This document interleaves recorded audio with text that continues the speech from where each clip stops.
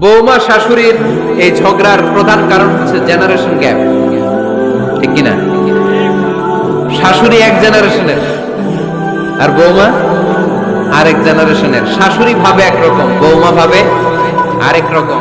শাশুড়ি চায় বউর উপর খবরদারি করতে, বউ চায় শাশুড়ির উপর খবরদারি করতে। এই ডমিনেটিং এর কারণে কিলাকিলি আছে না নাই? এটা ঠিক না। আমার শাশুড়ি মায়েরা যারা আছেন, প্রথমে শাশুড়ি দিয়ে শুরু করি। আমার মাইকের আওয়াজ যে ঘরগুলোতে যায়, আমার শাশুড়ি মাদেরকে বলবো, বউদের উপর অত্যাচার করবেন না। ছেলেরা প্রশ্ন করে, তোর কাছে তোর বউ বড় না আমি বড়? আছে না নাই? এটা একটা প্রশ্ন হইল। তোর বউ বড় না আমি বড়? দুইজনেই বড়। দেখ, ছেলে সুন্দর উত্তর দিছে, আমার কাছে ভালো লাগছে উত্তরটা শুনে। এক মা প্রশ্ন করছে, তোর এতদিন আমি লালন পালন করে বড় করলাম, জীবন যৌবন তোর জন্য শেষ করলাম, আজকে বউ পাইয়া বউ তোর আপন হয়ে গেল। এবার ছেলে উত্তর দিছে, মা, আমার মুখ থেকে মা ডাক শোনার জন্য তুমি কি কষ্টটাই না করছো জীবনে।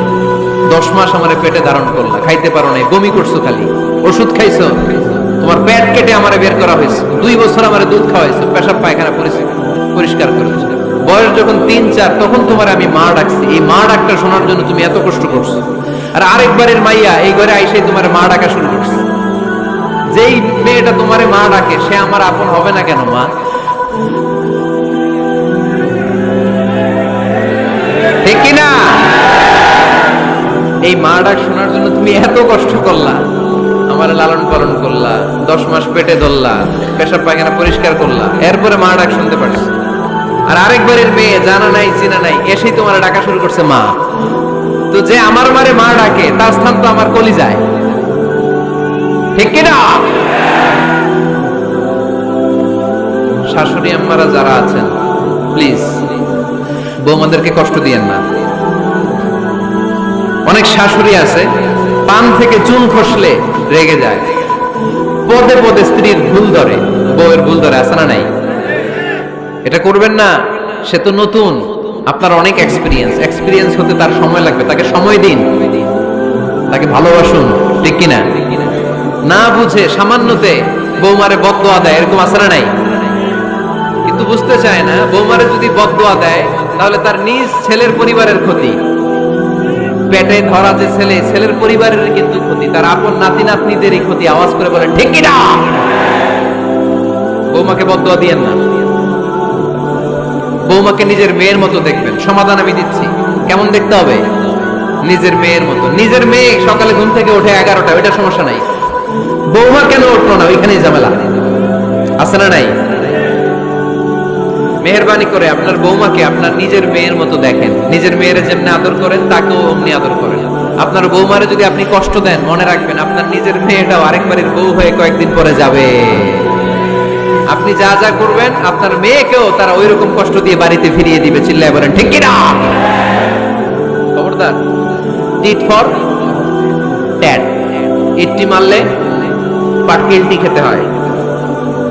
এজন্য শাশুড়ি আম্মা জানারা যারা আছেন, বৌমার সাথে খারাপ আচরণ করবেন না মেহেরবানি করে। তাকে আপনি কষ্ট দিলে আপনার নিজের মেয়েটাও আরেক বাড়ির বৌমা হবে, সেও ওই বাড়িতে এই কষ্টগুলো ভোগ করবে। এগুলো যখন আপনি শুনবেন তখন আপনার চোখ দিয়ে পানি পড়বে কি পড়বে না? পড়বে। এবার আসেন বৌমার কথা বলি। বৌমা যারা আছেন মেহেরবানি করে, বৌমা যারা আছেন মেহেরবানি করে আপনার শাশুড়ি আম্মাকে নিজের মায়ের জায়গায় রাখবেন। আপনার বাড়ি ছেড়ে নতুন বাড়িতে আসছেন, তো এটাই তো আপনার বাড়ি। আপনার মা রেখে দিয়ে নতুন মা পাইছেন, এটাই তো আপনার মা। তো ওনাকে মায়ের জায়গায় বসাতে আপনার সমস্যাটা কোথায়? বৌমারা খেয়াল রাখবেন, আপনি আপনার শাশুড়ির সাথে যে আচরণটা করতেছেন, আপনার শেষ বয়সে আপনার ছেলের বিয়ে দেওয়ার পরে যে বৌমাটা আসবে, ওই আচরণই আপনাকে ফিরিয়ে দিবে। The nature has its own return. প্রকৃতির একটা মাইর আছে, এটা শেষ মাইর, এটা শেষ খেলা। প্রকৃতির খেলা বড় খেলা। আপনি আপনার শাশুড়ির সাথে যে আচরণ করবেন, আপনার শেষ বয়সে আপনি একদিন শাশুড়ি হবেন, এটা মাথায় রাখবেন। ওই আচরণই আপনি ফিরে পাবেন। আওয়াজ করে বলতে হবে ঠিক কিনা? এজন্য 9 নম্বর পয়েন্টস হচ্ছে মিউচুয়াল রেসপেক্ট। সবাই যেন সবাইকে ভালোবাসি। দোষ ছাড়া মানুষ নাই। সবার দোষ আছে, আমরা যেন একে অন্যের দোষ না খুঁজি।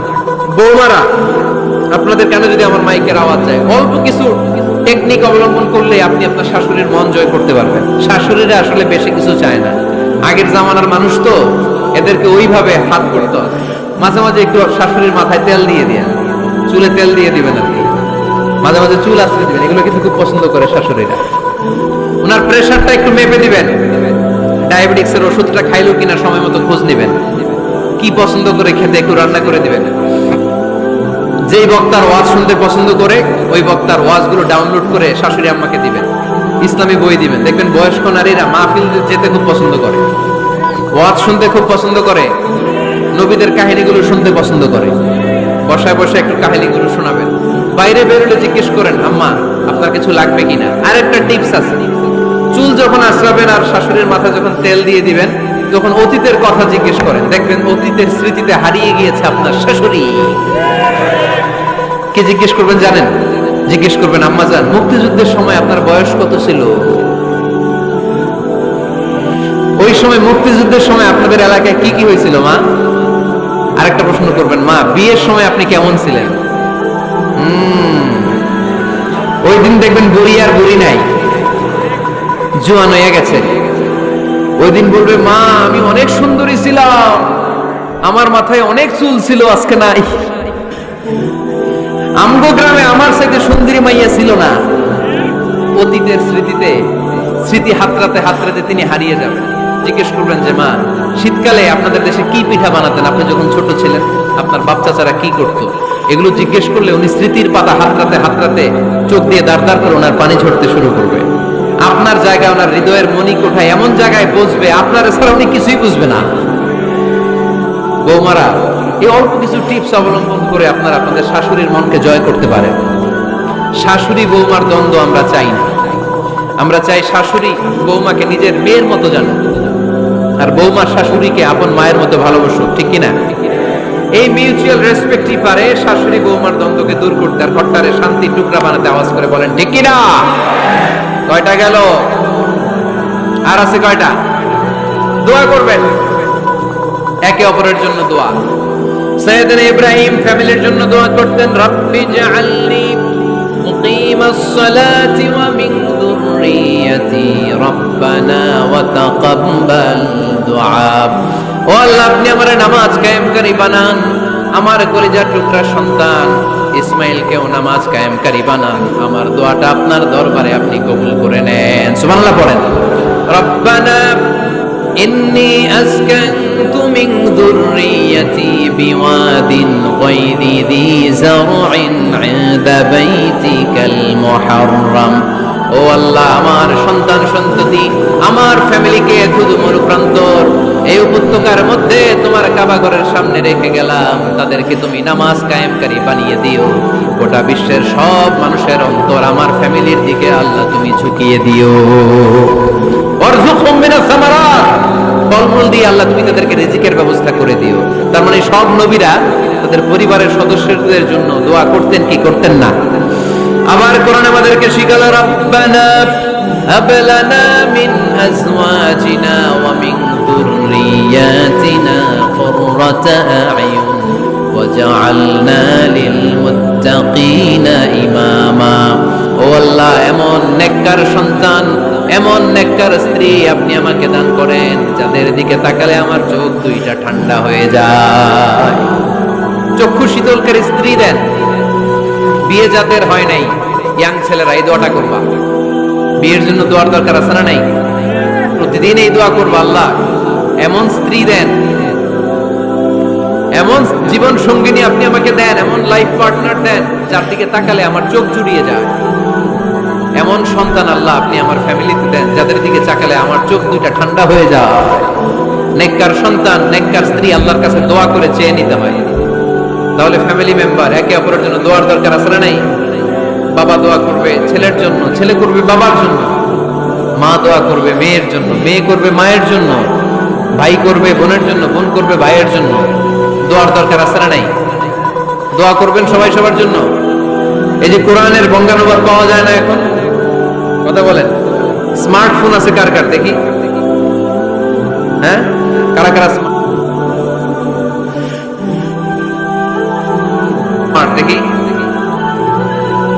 হাজার স্মার্ট। মাশাআল্লাহ, এই স্মার্টফোনের ভেতরে আল কোরআন নামে বাংলায় কোরআনের একটা অ্যাপস পাওয়া যায়। কথা বলেন, পাওয়া যায় কি যায় না? আজকে থেকে এই অ্যাপসটা ডাউনলোড করে প্রতিদিন 1 আয়াত 2 আয়াত 3 আয়াত করে পড়া শুরু করে দেন। বাঁচতে হলে পড়তে হবে, বাঁচতে হলে জানতে হবে, ঠিক কি না?